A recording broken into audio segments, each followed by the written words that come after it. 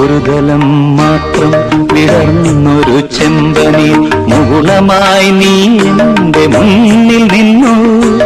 ഒരു ദലം മാത്രം വിടർന്നൊരു ചെമ്പനി മുകുളമായി നീ എന്റെ മുന്നിൽ നിന്നു. കരളകപോലങ്ങൾ നുള്ളി നോവിക്കാതെ കഴുകാതെ ഞാൻ നോക്കി നിന്നു.